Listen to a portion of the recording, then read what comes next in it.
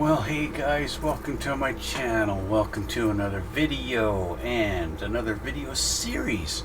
We're working on this guy right here. That's an old kit by Revell, and it's a GMC Syclone. They built these trucks from like 1991 and maybe 1992, something like that, and that was about it. We're gonna run the intro. We'll get into it.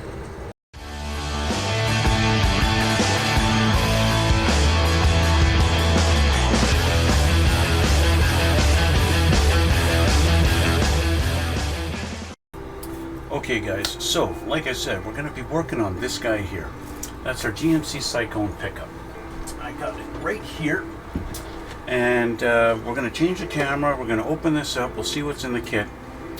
This thing was sealed in the plastic in spite of its age. So yeah, we're going to move my coffee out of the way so that it works. Bear with me a moment here. I'm going to do this.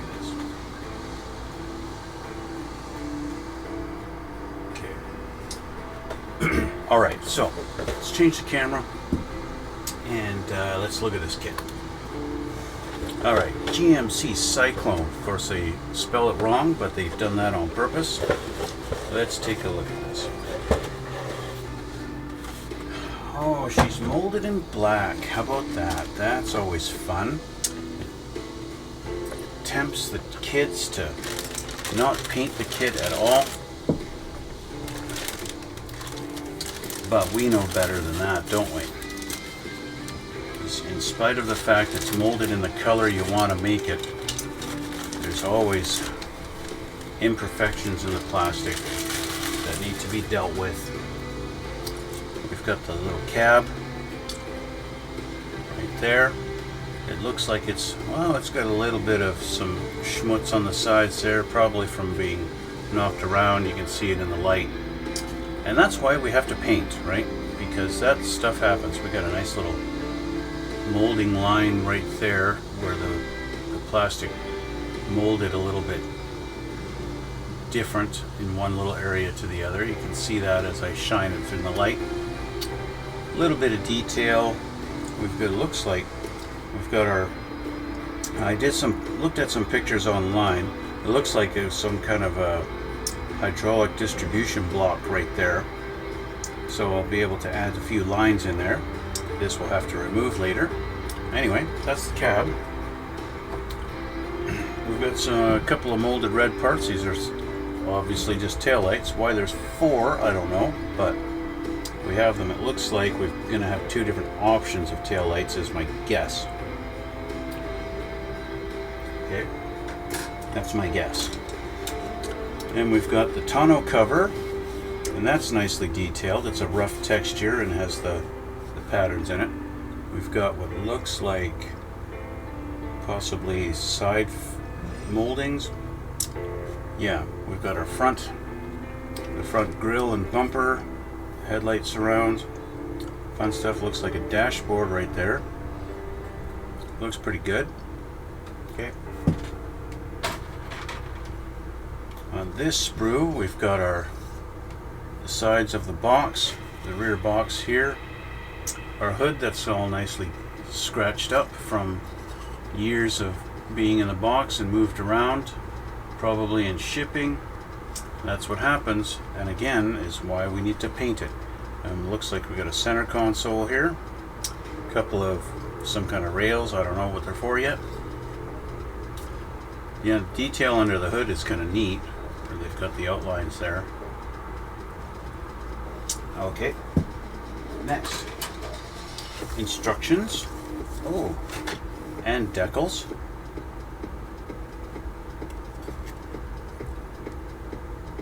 It is a little unfortunate that we don't have GMC decals for the wheels like it's supposed to have. Let me show you on the box here.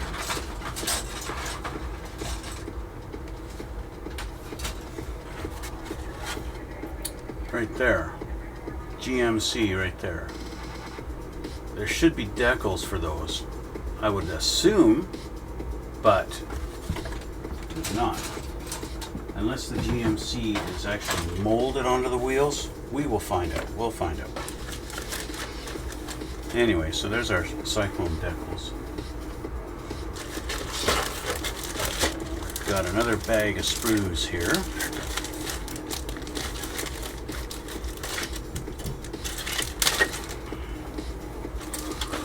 Parts that's fallen off into the bag.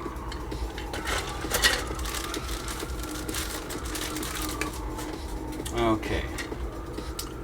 Looks like we've got interior parts on here for the most part. We got our door panels, seats, backs of the seats, because they're not detailed here, they're two-piece.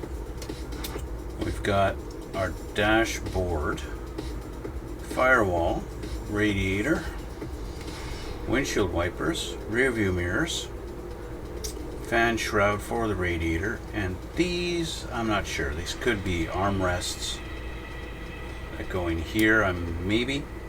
And looks like our steering column and our shifter. And this, I don't know, I'm guessing it's part of the firewall. Or maybe the cowl, I'm not sure. Anyway, that's that sprue. Next, we've got our interior bucket. Not much to say about this, it's just an interior bucket with minimal detail. We've got our pedals on the floor there, but that's about it. Other than that, there's no detail on this. Okay. This one, undercarriage. We've got a full frame for our truck.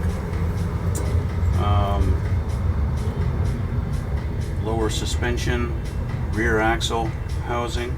It's kind of nice that they've done this kind of in a smooth, the same finish as everything else, but then they've got the carrier housing is a matte rough color. That's kind of neat. They've done that in a different texture. This looks like part of the transmission or transfer case.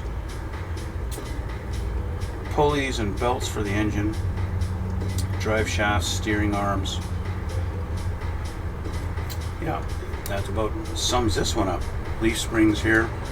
Leaf spring suspension. That's wonderful.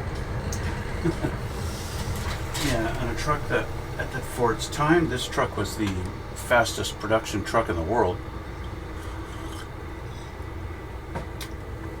Even though it only had something like 240 horsepower or something like that. Or maybe 280, something like that. Okay, so we've got exhaust pipes. It looks like gas tank. The fan for the engine. We've got our engine. Engine parts, cylinder head, starter motor. Looks like our turbos, turbo piping. I think that might be an oil accumulator. Exhaust manifolds, steering wheel, and wheels, at least the back half of the wheels anyway. And that's that. And now we have a chrome sprue. Chrome sprue, okay, so the GMC is molded into the wheel. Like that. They're molded in there, so I've got to paint those red. That's why they didn't give me decals, because they molded it in there. And there's not a lot of chrome on this. Looks like these are valve covers. No, maybe they're not valve covers. I don't know what these parts are. These almost looks like cups for the mirrors, but I don't know. Rear view mirror. Some kind of a tank for under the hood.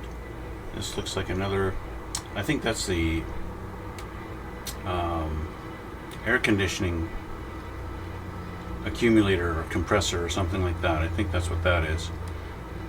And this is the transmission pan, and then we got, looks like an alternator plus its bracket, and then maybe, I don't know what that is. This could go on the front of the alternator, I don't know. But that's our chrome sprue.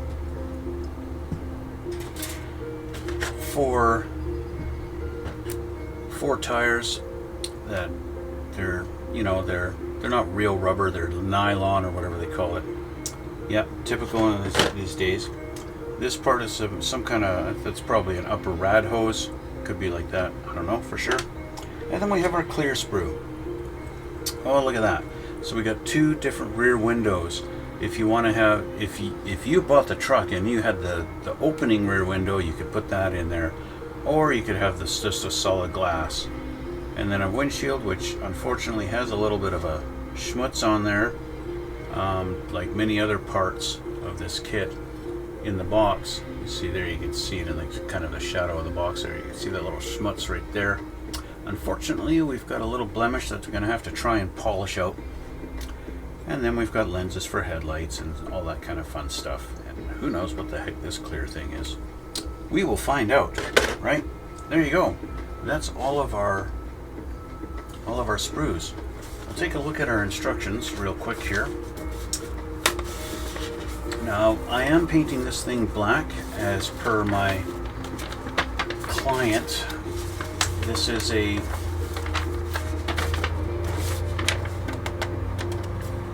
build, let's see here. Feast your eyes on the new GMC truck Syclone, the baddest, meanest, most outrageous creation to roar out of Detroit since the Buick GNX and Corvette ZR1. How about that? Of course, I just gave away my Canadianness by saying ZR1 instead of ZR1. The Syclone went from 0 to 60 miles or 0 to 30 miles an hour quicker than a Porsche 959. It would blow the fat fenders off a Corvette ZR1 in the sprint to 60 miles an hour and run the quarter mile in 13.0 seconds at 103 miles an hour. That was quick. That's better than a 5-liter Mustang of its time. You know, the old Fox body Mustangs. Trying to see how much. Okay, we had a 4.3 liter V6 and it had 285 horsepower and 360 pounds of torque. That is impressive for that era. For the early 90s, that was impressive. That was very impressive for the early 90s. Anyway, step number one, typical, build the engine. So, we're going to do some assembly on the engine. We'll get that started. So, let me find, I might need my chrome sprue. I'm definitely going to need the engine sprue. And then the rest of this we're going to put back in here. I'm going to get the clear parts out. I don't want the clear parts sitting underneath everything like they have been for years already. They deserve a break. You know, they deserve a break. They've put in their time and they've paid the price for it. You're getting scuffed up. And it's time to let them be free. It's time to let them be free, okay?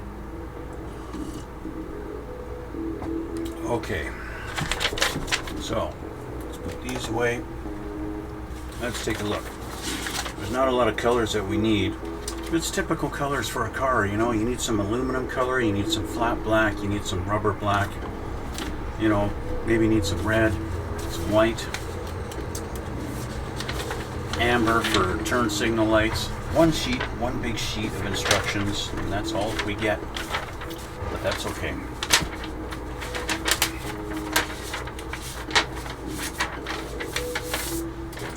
Not like Great Wall Hobbies and their A10 Warthog where you get a book plus like 8 pages.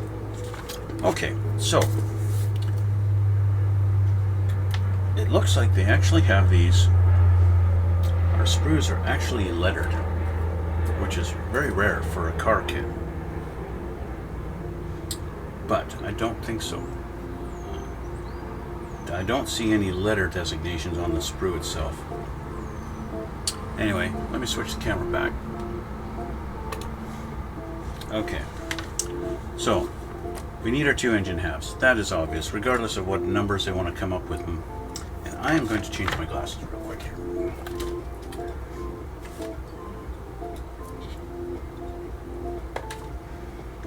Okay. You know, back in my younger days, I was a big fan. You know, well, I still am. I'm a big Ford fan. I was never really a GM fan. But, you know, and when Ford came out with the Ford Lightning back in 1990 or 91, whatever it was, I was like, yeah, Ford Lightning, we're finally fast. Woohoo, woohoo.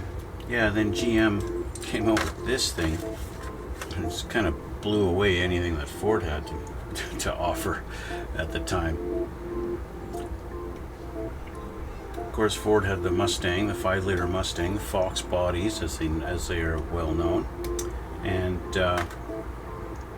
you know, that was their fastest car at the time. 225 horsepower at the engine, not at the rear wheels.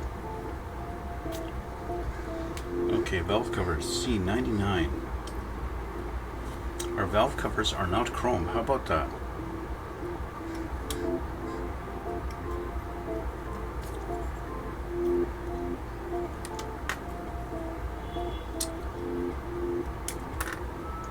Yeah, I was all gung-ho about the Fox body Mustang. I still like that car. I had one of them. I had a 1990 5-liter GT. And I really love that car. And I regret getting rid of it. I really do. There we go. We need our water pump. We need our intake manifold, which I see on here. All these little parts are going to come together. They got a distributor and a starter. So the starter, number 62.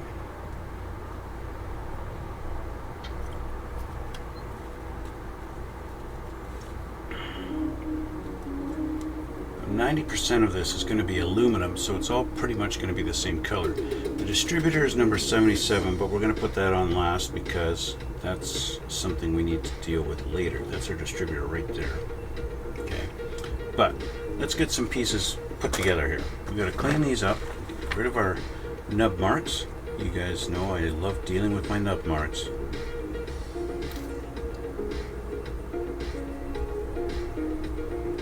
That's kind of a strong word. I wouldn't say I love getting rid of my nub marks.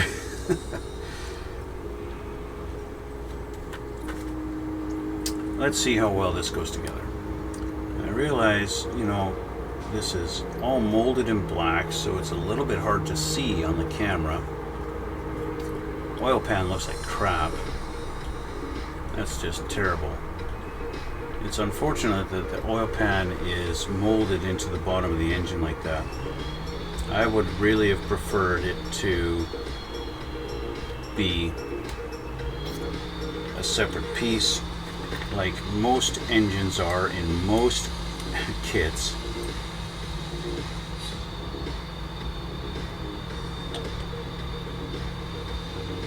I want to say a good 90% of kits.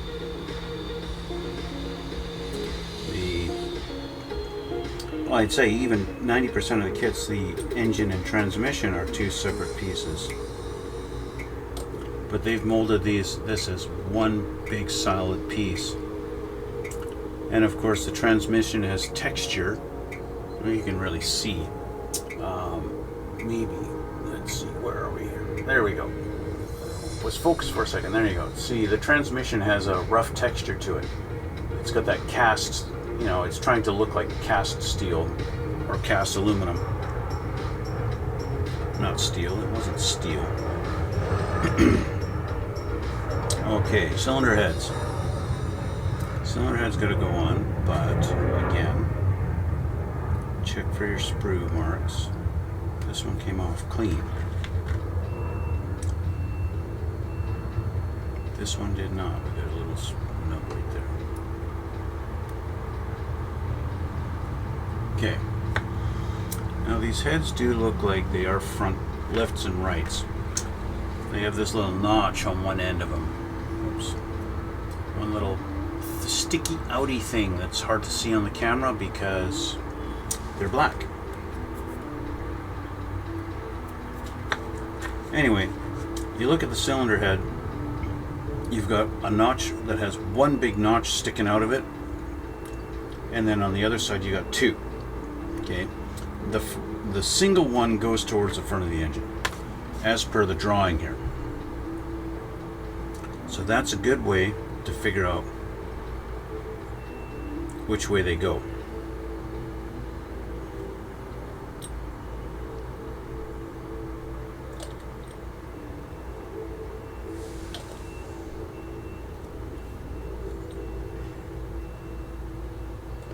There we go. So grab the other one. here.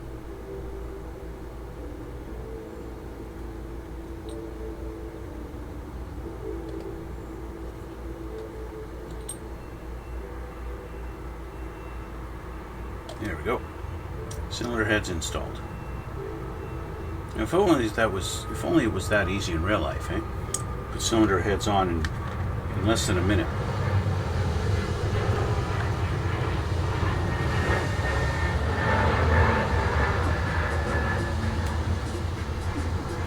Yeah, valve covers here. Pretty simple. Now with the valve covers, one of them has a hole in the top, right there. See that? I get that in the light there. You can see there's a hole there.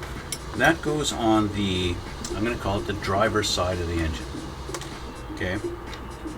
That goes on the driver's side, and it's going to go like this. It's the driver's side towards the front. Okay?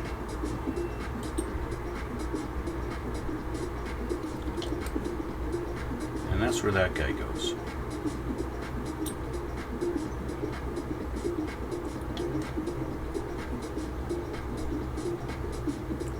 Press just to make sure he's on there. And there we go. The other one doesn't look like it really matters, although if you look closely at it, it looks like the channel that they have on the inside of it has a little bit of a notch right in there, and then on here we've got a little notch right there. So that's going to tell you where this is going to go, because it's not going to fit. I don't think it's going to fit if I do it the wrong way around. Let's just try. Here's the wrong way around. This is backwards. And yeah, she don't want to line up. So let's get it the right way around. And suddenly she fits perfectly. So there you go. No problem, guys. So it's going to be hard to get these put on backwards. It's going to be really hard. So, there's our cylinder heads and our valve covers put on, just like that. Okay, let's get you guys in there on there so you can see valve covers and head cap and cylinder heads. Okay, just like that. Okay, next, we could do the transmission oil pan. That is number 63 off of our chrome tree. This big fat wide guy here. Now I know what a lot of guys do. A lot of guys remove all the chrome off of the kit, off the parts, and that's all well and good. I'm not going to do that, but you do have to remove the chrome in order for the glue to stick. Otherwise, it's just not going to work. So they don't really show though. The oil pan has this one little bump that sticks out on this one side. Do you see that there? If I show it like this, you can see there's that little bump. If the camera will focus, see that one little bump on the side there that's sticking out on the left side? Okay, that has to go on the driver's side. So that's how you can find out the orientation. It's going to line up to this little bump that's sticking out there. Now I've got a little bit of a, looks like flashing right here. That needs to clean up. Okay, so that's going to line up like that. Just like this. So that tells me there's a whole lot of chrome on this flat edge that I need to remove. Because if you don't remove it, the glue can't actually bite into the plastic.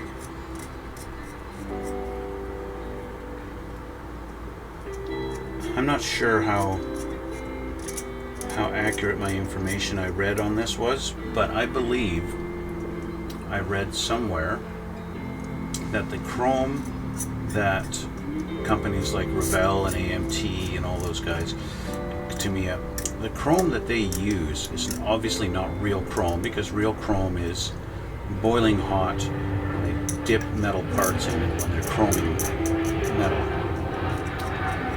But what they do is they atomize silver. They take silver powder and do that. So this is actually silver and not real chrome. That's what I read somewhere. I read that the companies use powdered silver to chrome their parts.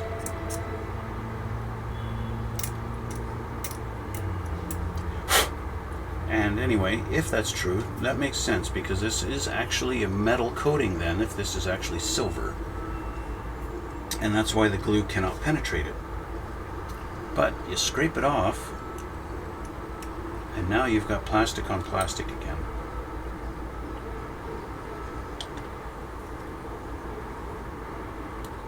And it's going to work well in holding that in place. Now, I'm not actually going to leave this oil pan chrome. I looked at some photos online, and I see the pan is kind of a very silvery color, but it's not chrome, right?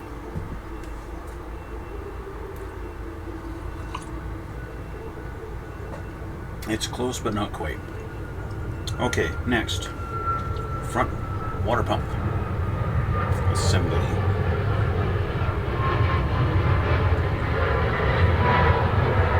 A little nub there. Clean this one up.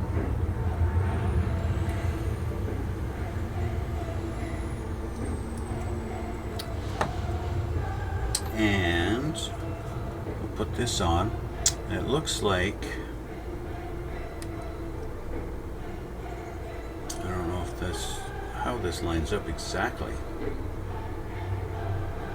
This goes like, that can't go like that. Maybe I got it upside down. I do have it upside down. So we got a peg that in there that lines up with the crankshaft. And something. How does this go? The way they show this, it looks like it's doing this. Like it's not doesn't go into the crank at all. Oh yeah. Just like this.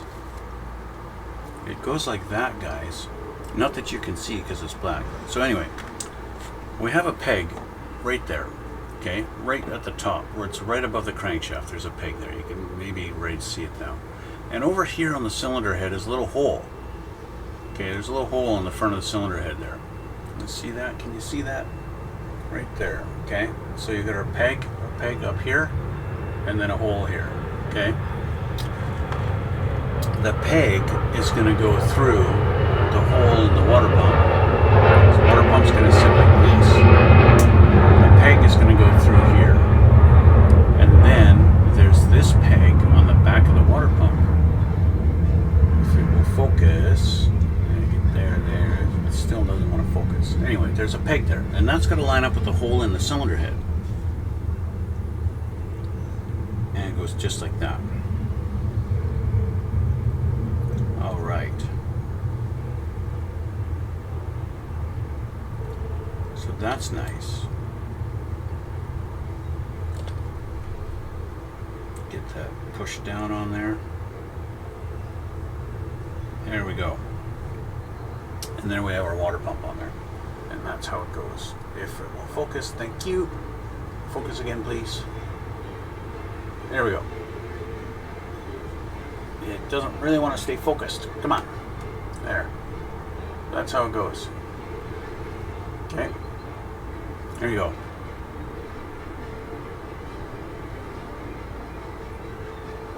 And that's our water pump.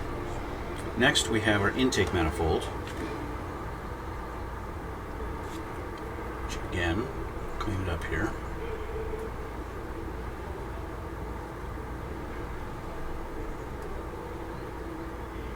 These older kits, you know, especially by Revell, some of these older kits, they got a lot of flashing on them and you have to clean them up quite a bit. And that's the nature of the game. Now the water pump, or the intake manifold, has no actual tabs or anything that lines it up. At least none that I can really tell. There are a couple of little tabs that are sticking up here and here on the cylinder block. That might align it underneath here a little bit. Yeah, it kind of does. A little bit. It's a pretty good attempt, I'd say. And making sure you get it in the exact spot it's supposed to be.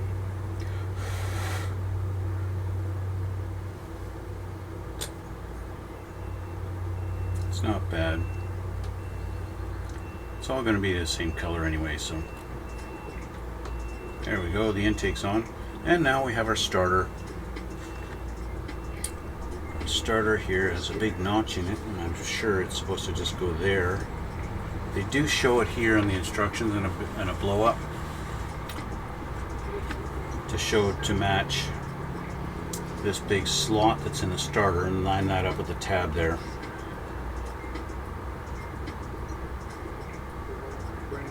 What I do want to do is get rid of this parting line on the starter to give it more of an illusion of it being a round part, because you know it is molded two pieces. There we go.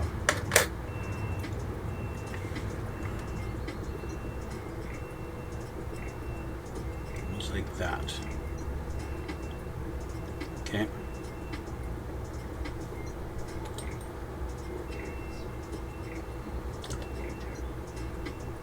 I will say this is actually pretty good as far as the starter lining up and with the bell housing.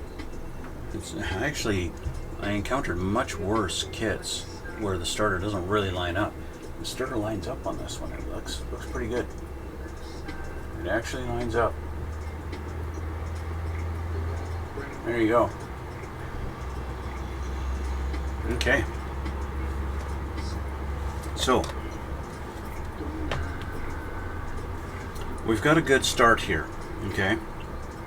We have to put fan belt pulleys and stuff on the front next, but that's all got to wait. See, the next step is putting the fan belts on. Your pulley assemblies and your alternator and your power steering pump. That's all got to go on the front, but that's all got to wait. And then the next is your fan. And now I figured out what that little chrome piece was for. That goes on the front of the fan. But we can't do that. We can't do that because this has to be painted first, which means it has to be primered first. And I don't have it within the scope of my time today to really get into this and do more. So what I'm going to have to do is get everything primed, and that's going to take me some time. So what I'm going to do next, I'm going to let this dry, and then I'm going to prime everything. I'm going to get everything primered, okay? And then that way I can move on to painting, and we can do some painting. I can do some of that with you guys, and some of it I'll do off camera, because some of the painting it's going to be just kind of boring stuff, like for example the priming. I'm going to use, I don't know if I want to use my gray primer or my black. If I use the black, that's great, but if I use the black primer, you guys can't hardly see anything. Anyway, the primer I'm going to use is Mr. Finishing Surfacer. It's by Mr. Hobby, Mr. Color. It's the same company. Anyway, 1500 black. I'm going to use this stuff for my primer, and I'll primer a whole bunch of parts. And yeah, because the whole thing is going to be black. 90% of this kit is going to wind up just being black. Some of it gloss black, some of it flat black. It's just the way it is. But this is where I'm going to leave it for today, guys, because I've just got to do a bunch of primer and I'll just do that off camera. There's no point in boring you guys with me priming everything. Besides that, I don't have my painting camera set up. I'm just getting a bunch of stuff moved around, and yeah, so I've got some organizing to do. Anyway, guys, you don't care about that, so I want to thank you for watching, and please, if you haven't already, hit the subscribe button. I'd really appreciate more subscribers, guys. Could really use it. Get this channel growing. Yeah, grow. No. Anyway. Thanks guys for watching. I really appreciate it. And the comments. Leave comments down below. You're going to see links in my description box like in every video I have. And you can check me out on those if you feel like it. Other than that, I guess we'll see you all in the next one.